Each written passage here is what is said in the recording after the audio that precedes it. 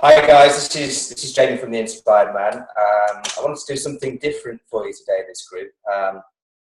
I'd have a conversation with my friend Emily, who's a relationship coach. The reason that I reached out to Emily to have a conversation with me is because I saw a post that she wrote on Facebook, which I think you've got to hand, don't you, Emily, that you can read out, which I interpreted to be about commitment. And as some of you know, I've recently separated from my long-term ex-partner, and it seems to me that commitment was a big part of the reason that relationship didn't work out. So I wanted to speak to Emily and get her wisdom on that. So do you have that Facebook post to Yes, hand, Emily, that you could read out? Because it really sure. inspired me. So go for it. Okay, great. I'll read out. Hi, everyone. Many men pass up the opportunity to love a woman, to really love a woman, which is the opportunity to open their hearts and find this immense, deep well of love that they didn't even know existed, and to realize that it has got nothing to do with her at all. It could have been with any woman had they just chosen to be with one woman. They pass up this miraculous opportunity to discover the enormous capacity for love within them in pursuit of the next sight of curiosity and attraction, in mistakenly believing that their happiness lies in the breasts and pussies they've never gotten to touch, or possibly in a less emotionally high maintenance woman, or perhaps an easier and less demanding relationship. They pass up the opportunity to uncover true happiness from deep within. That love and happiness has got nothing to do with any woman at all. So that was the Mm. that was the post that I share on Facebook. And yeah, apparently so many people resonated with it, and I had a lot of response on that post. Yeah. The first thing I thought was, wow, that's me. I've been a big culprit of what I saw of not really putting everything on the line for a relationship. Um, but I'm curious what brought you to write that? Where did the Yeah, inspiration come from? sure. So, I've been a relationship coach for the last 3 years, but I think of myself more as a student of relationship. So I just like to roll in the mud and experiment with everything and make mistakes and learn whatever I can and then keep going for it. And I actually in the past, many years ago, this is to just give a context. I really believe in this kind of fairy tale. Like, I really love to meet the man of my life and like get married and travel the world together and live happily ever after and do amazing things together with that one person. And over the last 4 or 5 years, that have changed a lot. Still, I love to be in a committed relationship. Still, I love to be with this one person. But then I find that this is not how life works. This is not what actually happens in reality. And so along the Mm. way, I learned so many different things and a lot of realizations and a lot of different insights. So why I wrote about that, um, somehow it just hit me. It just occurred to me that some of the men that I have been dating, they seem to have this pattern of they really, really want to be in a relationship, but they got scared. They Mm. they hit the stage or the phase where things start to get a bit rough. And for some reason they withdraw, either energetically or emotionally. And I look back at the last guy that I was dating. Now that we've broken up and we are very, very good friends and we can speak about anything, I kept thinking about that. He wanted to be in an open relationship. and he wanted to be able to see other women while we were dating, and he couldn't give me any promise at all. He's like, I just want to be free, and like I can't promise you where I'll be next year. So at first I was like, let's try that. I don't want to keep holding on to this ideal of traditional conventional monogamy where you just like have everything in one basket with one person. So I want to explore alternatives and see how I can stretch myself. So I was okay with that at first. But then I realized that I kept thinking about, wow, I really want to have a commitment from him. I would really, like, after we get going for a while, I like him very much, and I think we have a really great connection. And why is he not wanting to commit and make something solid out of this relationship? After we broke up, one day I realized this. Commitment. I didn't need a commitment from him in the sense of I did not need him to say, Emily, I am going to be with you for the rest of my life. I'm going to be exclusive to you until this date in the future. What I actually wanted was his presence and engagement with me in the moment, in the moment that we are together. And I did not feel that from him. Because all the while, at the back of his mind, he was entertaining other possibilities of, well, maybe I can see other women. Well, maybe next year I'll be in a different country. And for me as a woman, I did not know that. Subconsciously, I wanted that. When I am with a man, I want to feel his presence there with me. It doesn't matter what's going to happen one day, a month, a week down the road. But if I'm not feeling his presence in the moment, I'm going to start to feel insecure. Like, I know there's the principle of thought taking form, but I feel insecure. And unconsciously, women will ask, I think this is what women do. So they ask men for commitment. They ask that, can you promise that you're not going to sleep around? Can you promise that we're going to be together for the next month or year or the next decade? But I feel like really what women want is their masculine partner's presence. And I feel like that's what commitment is not committing to a future date, but being how engaged and how present you are to your partner in that very moment. Yeah, that makes a lot of sense to me. So I'm curious then, if that was what you wanted, and if he gave you that, would you have been okay with the other stuff, the polyamory or the other women that you were seeing? Would that have been okay if you'd got his undivided commitment in the moment? I have no idea. This is all hypothetical, right? This is all hypothetical. And I have been with not like intimate or sexual with men who are like really present in the moment, but I have friends who are very much in the moment. And I know that when I am in that space that a man provides,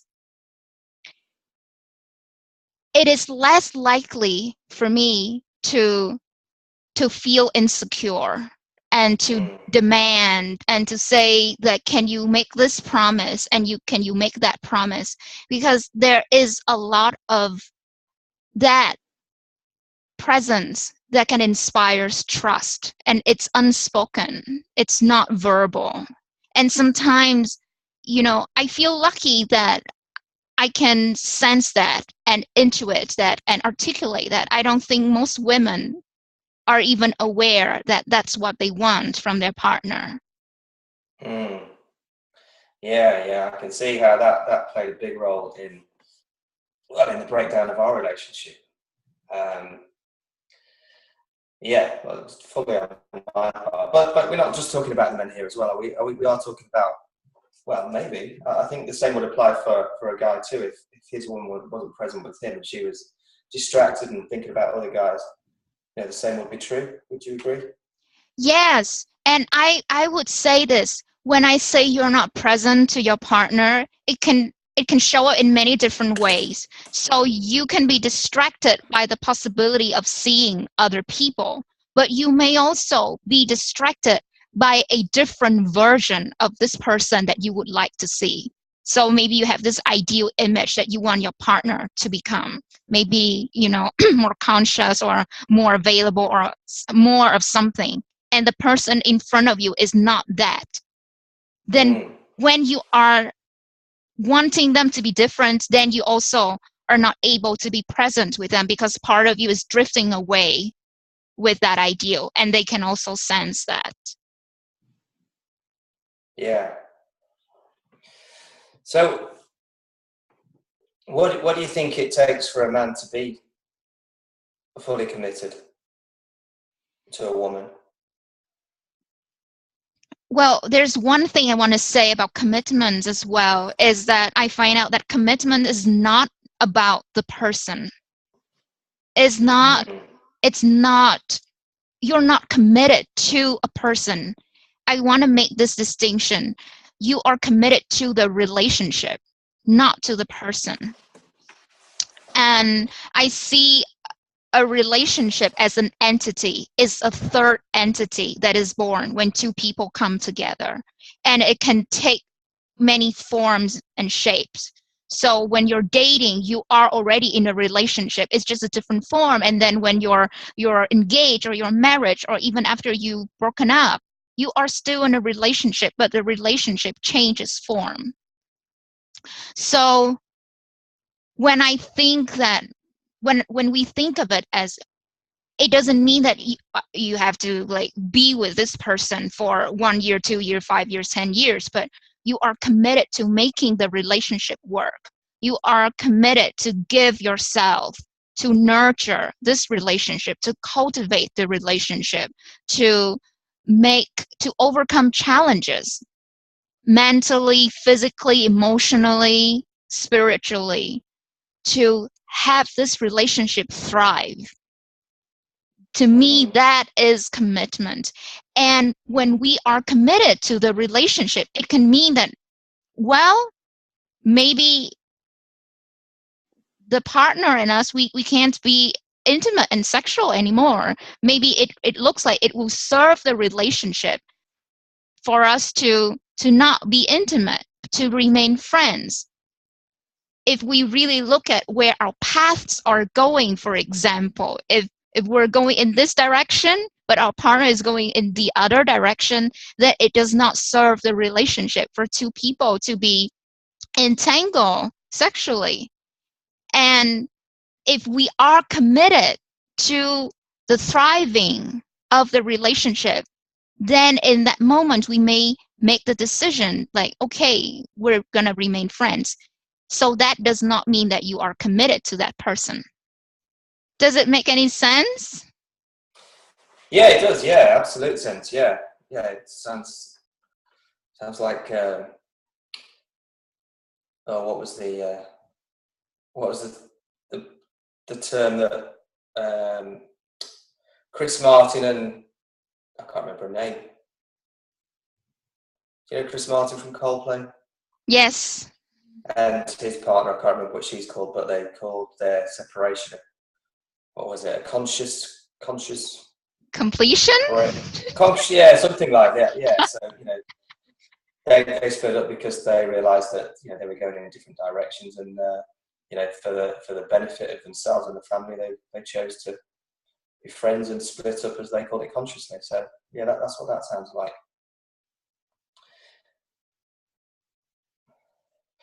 And there'll be men in this group who like me, or were like me, in a relationship, and maybe going through some challenges right now.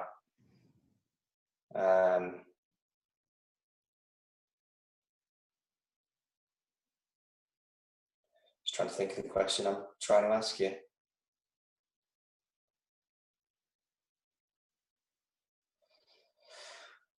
yeah, where they feel that the relationship is perhaps drifting apart. And, you know, they may think that they're, you know, kind of giving everything they can to the relationship in terms of commitment. You know, they may be, you know, I don't know, providing all they can, you know, doing everything possible they think they can to keep the relationship together, but still something's missing. Mm-hmm. I'm kind of rambling with this. I'm not sure where I'm going with it, but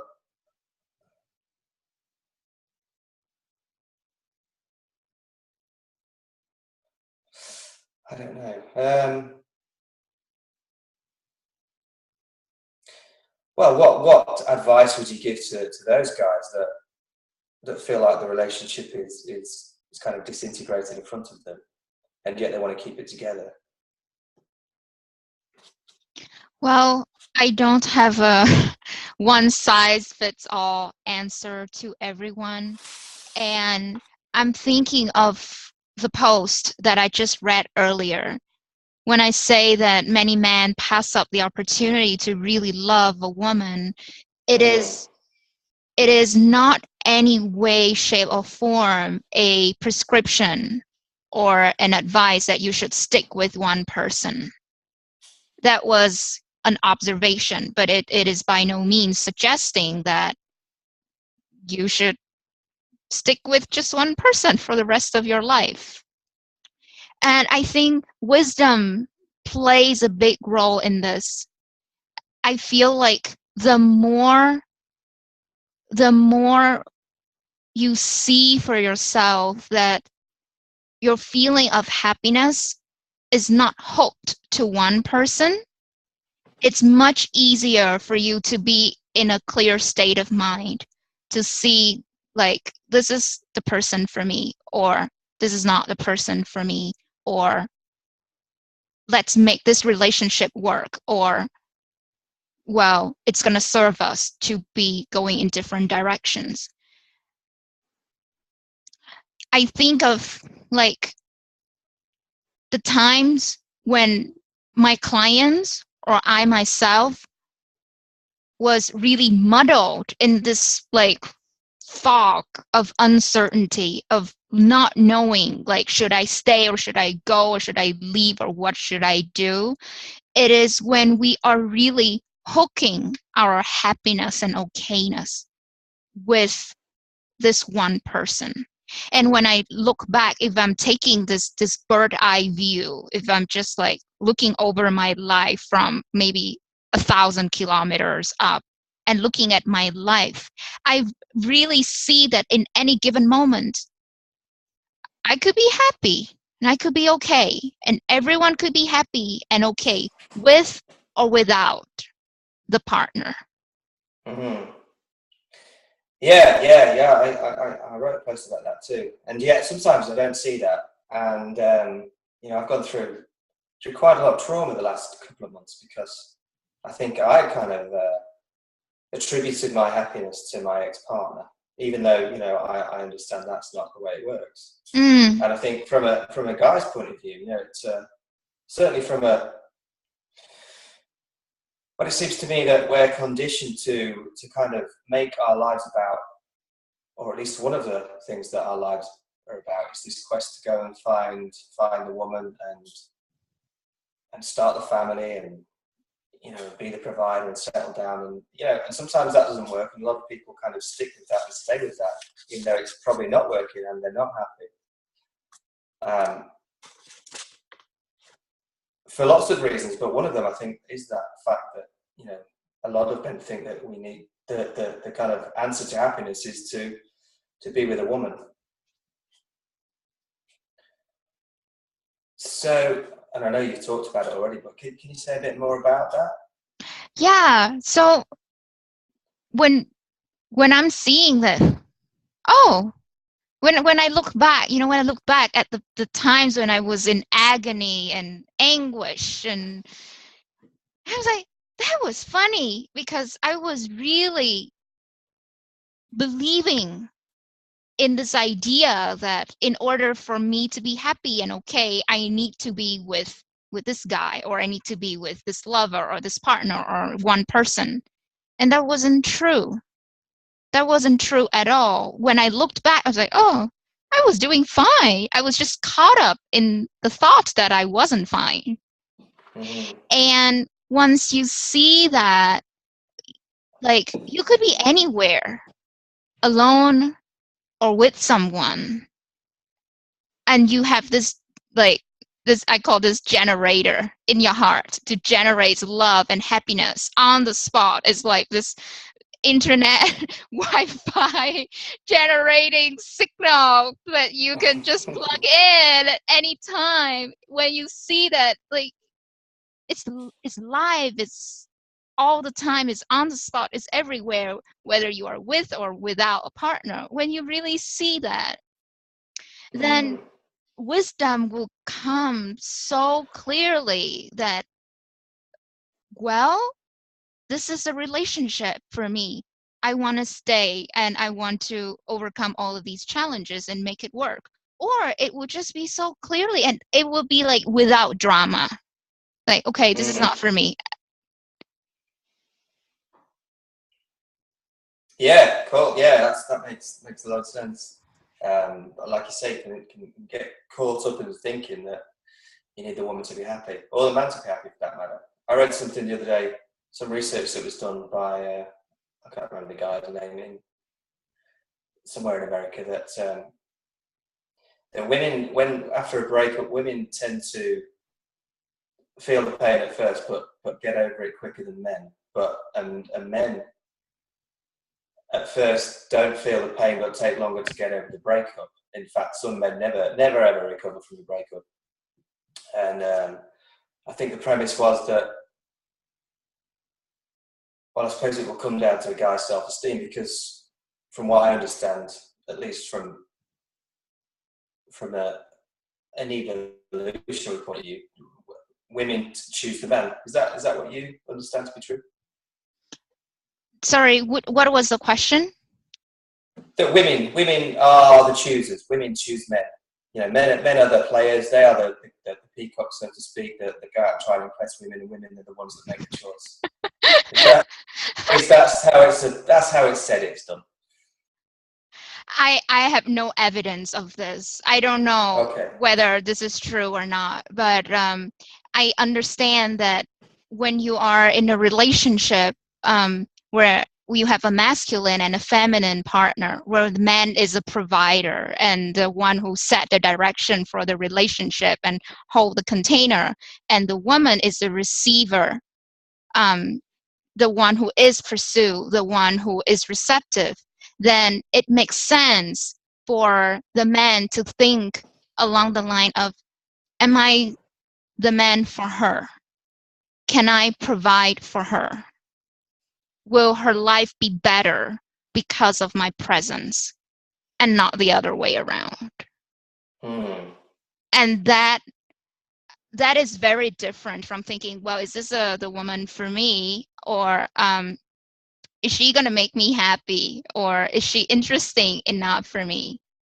If you really look at I'm just talking about this dynamic of masculine and feminine. The masculine is the giver and the feminine is the receiver. So if we are to honor that dynamic, to have this passion, this attraction going on in the relationship, then a man would want to consider the relationship from that point of view.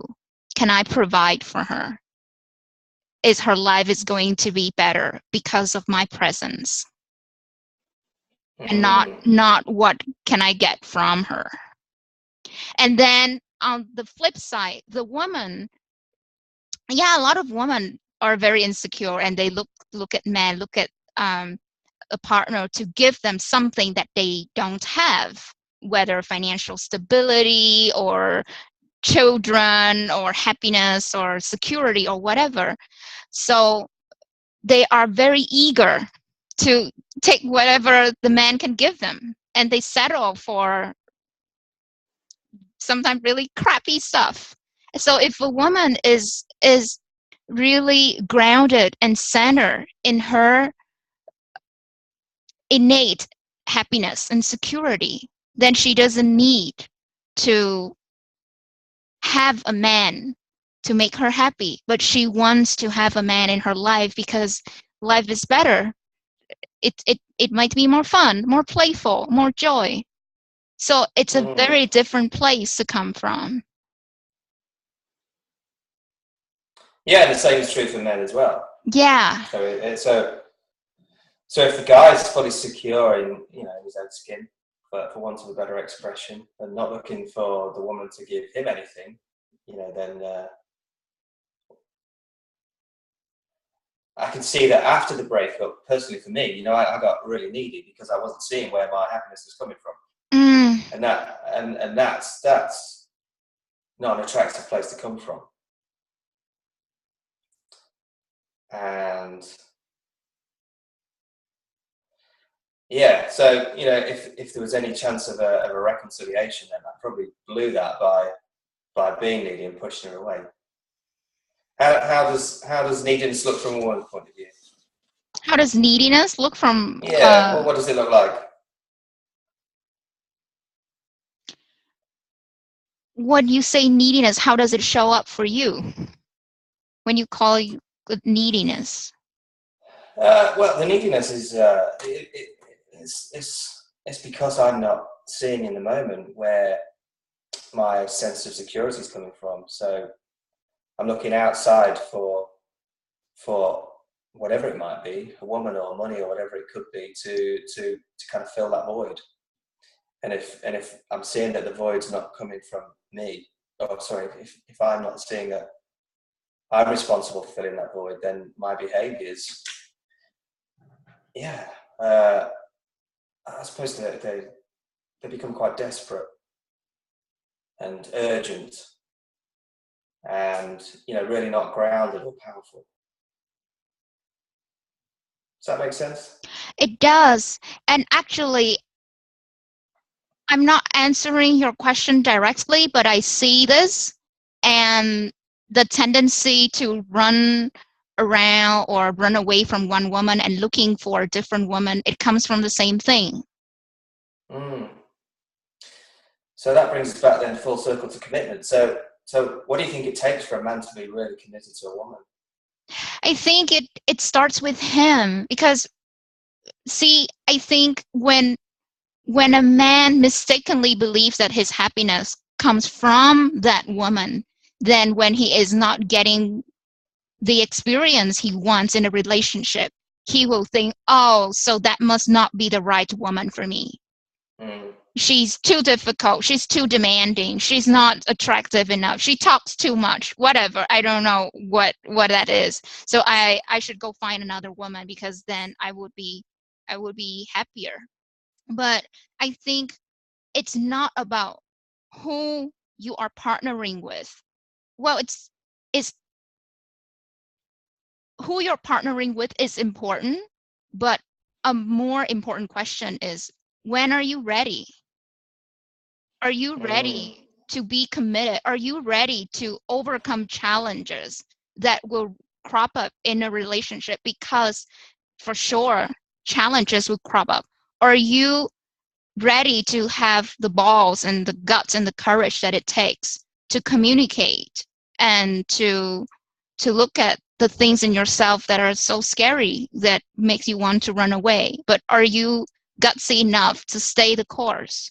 For me, it really comes down to the question of readiness. And I seem to observe, I don't know if this is true or not, but it seems like it takes a while for men take some time to experiment and explore and play around and find out, and okay, maybe that's a different kind of woman. I want to try that out. That's a different woman. I want to try that. After a while, after they've tried out and explored and experimented with everything, they come to realize that at the heart of every woman, there's the same essence.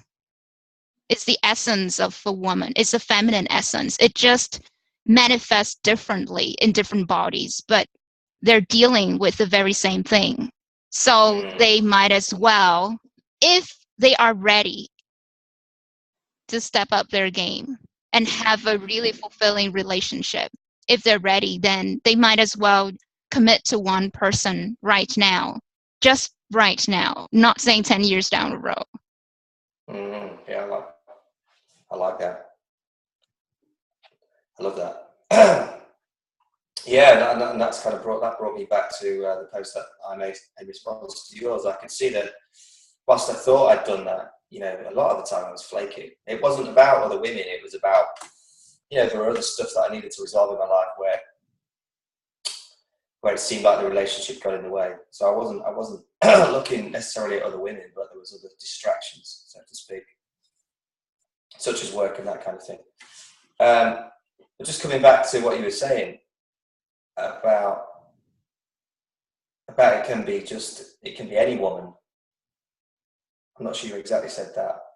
I think you did say there was some discretion that's needed, but what's your take then on a soulmate? Because I heard George Prensky saying in an interview a while ago that basically he doesn't necessarily go along with that. Thinks that you could more or less be complete with any woman. Would you agree? I don't buy the whole soulmate thing. I stopped buying into it a few years ago, and I realized that I speak from my own experience. I fall in love with just anyone. Yeah. Yeah, like it's just so easy. And I'm not saying that you can partner and be in a relationship with anyone. To love someone and to be in a relationship with someone are two totally different things. But we are not limited to just one person or a handful of people. I think everybody that we meet give us the opportunity to really deepen and to see our capacity for love from within. And I don't know if this is true or not, but this is how I feel. The quote unquote soulmate that people are talking about, they show up. We feel that the soulmate is an experience that we have with that person, and it is not because they are compatible with us in one way or another, or they have certain traits that make us click. I don't think it's that, but we have that experience of such harmony and beauty and love with them because we are ready for it, because we have seen and really known for ourselves that we are the love and the happiness, and we are ready to share it with another human being. And that's when that person shows up. And then it feels like it's because of that person that we feel this way. But I think the timing factor, it's like when you're ready, that person, the person who shows up is the one who will co-create that experience with you. Yeah, well, that says to me then that a lot of men are looking in the wrong direction. That instead of looking outward and kind of choosing a partner on, I don't know, looks or whatever it might be, if they really want to create a committed relationship, then they've got to look inside. The work's got to be done on them before they can ever have this soulmate experience. Because I can imagine, and I'm thinking I've probably had ideas about it too, that this soulmate idea can be quite destructive, because if you're in a relationship and it's not working, then you might put it down to the fact that you're not with your soulmate, but actually it's because you've got some work to do on yourself. Yeah. And so they go looking for a replacement, and this person that they think will bring them that that elusive look that we're all looking for, and yet they've got to fight it with themselves first. Yes. So that whole soulmate thing, it's a bit of a myth, I think. It is a myth. And I just want to say one thing. Yes, the direction is to look within, because this is my experience. The more you can see for yourself the light within you, once you've really seen the light and the beauty and the love and the magnificence within you, it's natural that you'll see that in another person. It's so natural. But the thing is, when you haven't seen it in yourself, when you haven't seen that you are the miracle, that you are the secret sauce, that you actually are the one who brings the light and the love and the joy to the relationship, when you haven't seen that, you can't see that in another person.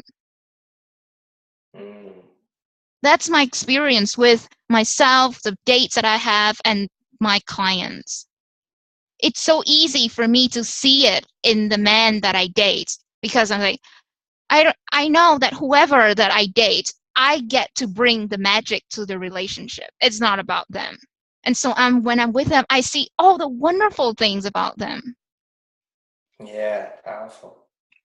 Yeah, you know, I think most people expect in relationships, and as a result get disappointed because no one ever can live up to the expectations that you have about them. You know, certainly that's been my experience. So yeah, I love that.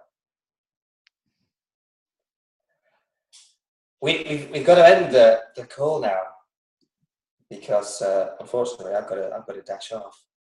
I was really enjoying the conversation too. And how can people get in touch with you, Emily? Well, they can, because you know, I'm just wondering whether there's anything you'd like to offer. You know, would you be up for a conversation with anybody that would be wanting to connect with you? Yeah, definitely. I would be very happy to have a conversation with anyone in your group who wants to explore more on this topic. I'm really passionate about intimate relationship, and this is my lifelong passion, my playground. So yeah, if you want to connect with me and have a conversation, you can write to me at emily@emilynature.com. Cool. Yeah. Brilliant. Thank you very much for your time. Really enjoyed that conversation. Yeah. And, let's do it again soon when we've got more time as well. Okay. Excellent. Cool. I'll see you soon. Thanks, Emily. Yeah. See you. Bye-bye. Bye.